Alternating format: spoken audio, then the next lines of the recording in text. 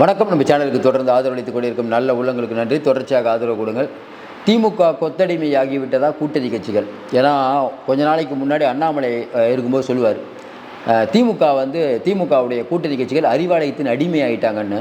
நமக்கு ஒன்றும் புரியல. அப்போ சொல்லும்போது நம்ம கோவப்பட்டோம். இல்லைங்க, அதெல்லாம் இல்லைங்க, கம்யூனிஸ்ட்னா உணர்ச்சி வசப்பட்டவர்கள், பாட்டாளிகளுக்காக போராடக்கூடியவர்கள். தொல் திருமா அவர்கள் ஸ்காலரு, அவர் பட்டியலின மக்களுக்கு இல்லாமல் எல்லாருக்குமான தலைவராக இருக்கக்கூடியார். இஸ்லாமியர்களுக்கு ஒன்றுனா பொங்கி எழுவார், பட்டியலின மக்களுக்கு ஒன்றுனா பொங்கி எழுவார், ஒடுக்கப்பட்ட மக்களுக்கு காவலாக இருக்கார், பிஜேபியிடம் சமரசம் இல்லாத ஒரு தலைவர். இப்படிலாம் நம்ம புகழாரம் சூட்டணும். காங்கிரஸ் ஒரு மதச்சார்பற்ற கட்சி அப்படின்லாம் சொல்லிகிட்டு இருந்தோம். இப்படிப்பட்ட சூழ்நிலையில் இப்போ நமக்கே சந்தேகம், உண்மையிலேயே இவங்க கொத்தடிமை ஆகிட்டாங்களான்னு ரொம்ப வருத்தமாகுது சொல்கிறதுக்கே.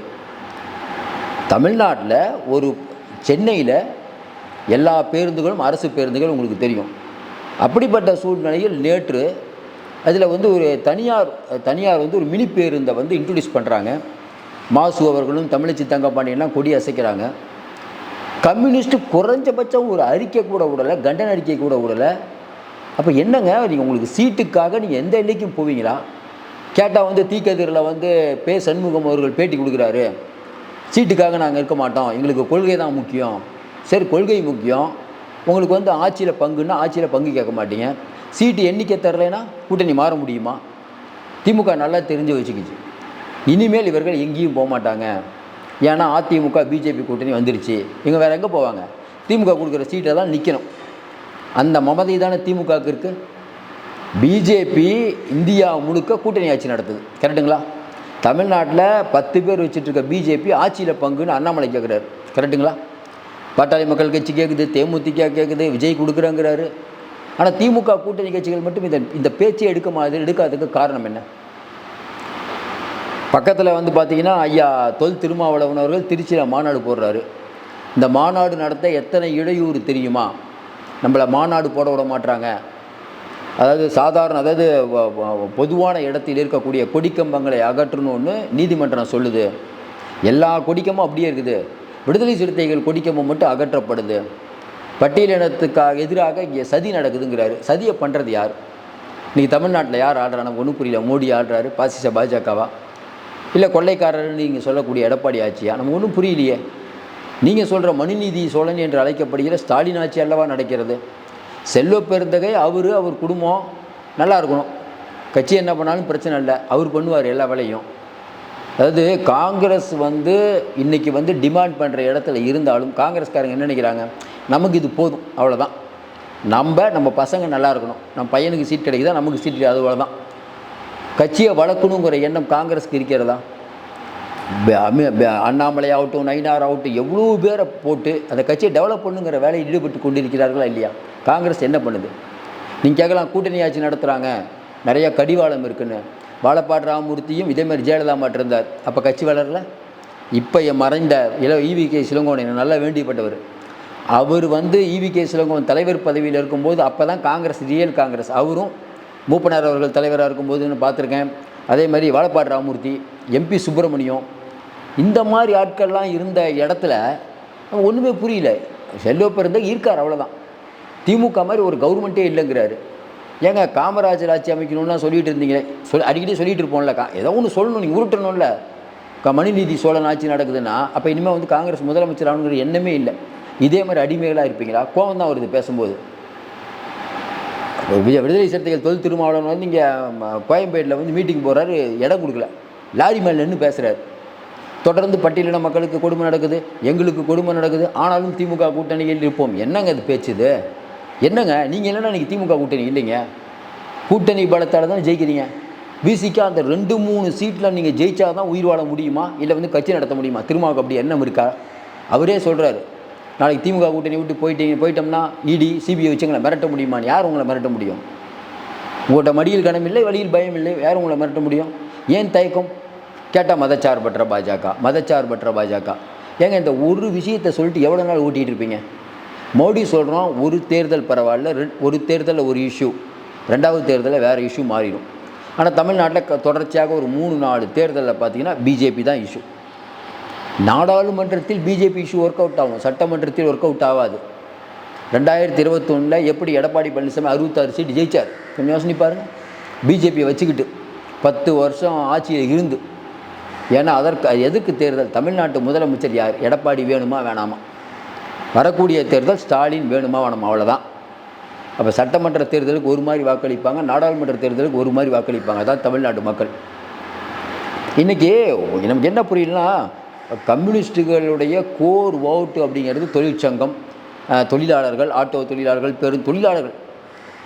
இன்றைக்கி அரசு போக்குவரத்து கழகத்தில் பணிபுரியக்கூடிய ஒரு ஊழியர் பணி நிறைவடைகிறாரு, அவருக்கு மாலைலாம் போடுறாங்க, மாலையோடு நடு ரோட்டில் உட்காந்துருக்காரு.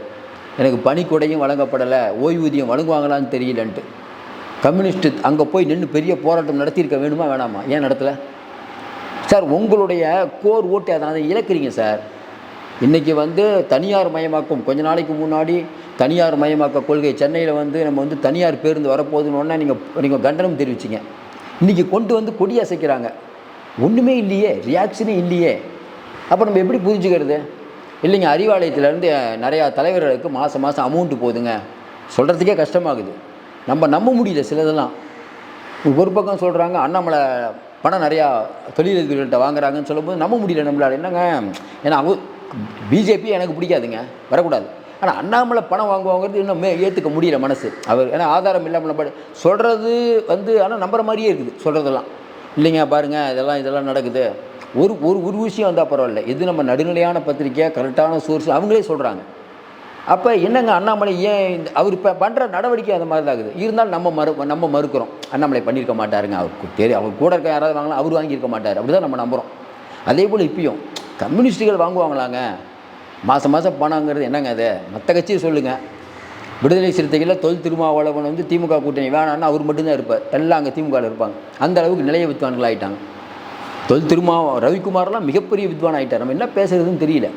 திமுகவுடைய எல்லா பாதகமான செய்திகளுக்கு முட்டு கொடுக்குறீங்களே, என்ன காரணம்? சாம்சங் பிரச்சனையில் உங்களை எந்த அளவுக்கு அலைய வைக்கிறாங்க கொஞ்சம் யோசனை பாருங்கள்.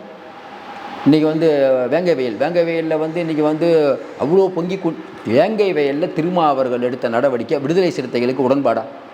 சாதாரண ஒரு கடைகோடியில் இருக்கக்கூடிய ஒரு பட்டியலின் இளைஞர் என்ன நினைப்பார்? வேங்கை வயல் எந்த ஊருன்னே தெரியாது அவருக்கு, வேங்கை வயல் எங்கே இருக்குன்னே தெரியாது. நம்ம ஆள் மலம் கலந்ததை குடிக்கிறார், அவர் மேலேயே கேஸ் போடுறாங்கப்பா. கேஸ் போட்டது யார்? திமுக தான். அப்போ எப்படி உதயசூரியனுக்கு கொடுத்துவார்? அதாவது திருமாவே சொன்னாலும் உதயசூரியனுக்கு எப்படிங்க குத்துவார்? இது எல்லாம் தாங்கிட்டு எப்படி திமுக தான் வரணும் அல்டிமேட்டாக. ஆனால் ஆட்சியில் பங்கு வேணாமா? ஆட்சியில் வேணும். எங்களுக்கு ஒரு 50 வருஷம் 40 வருஷம் கழிச்சு தான் ஆட்சியில் பங்கு வேணும். இப்போவே வாங்க ஆட்சியில் பங்கு கொடுக்குறேன்னு சொன்ன விஜய் பக்கம் ஈர்க்கப்படுவாரா அந்த பட்டியலினத்து இளைஞர்? ஆட்சியிலலாம் பங்கு வேணாங்க, திமுக அதெல்லாம் கொடுக்க மாட்டோம் அப்படின்னு சொல்கிற திமுக ஓட்டு போடுவாங்களா? கொஞ்சம் யோசனை பாருங்க. இன்றைக்கி கம்யூனிஸ்ட் தோழர்கள் மீது எவ்வளோ மரியாதை வச்சுருக்கோம் நம்மளாம். இன்றைக்கி அந்த மரியாதையை குலைப்பது போல் இன்றைக்கி கம்யூனிஸ்ட்டு என்ன பண்ணியிருக்கணும்?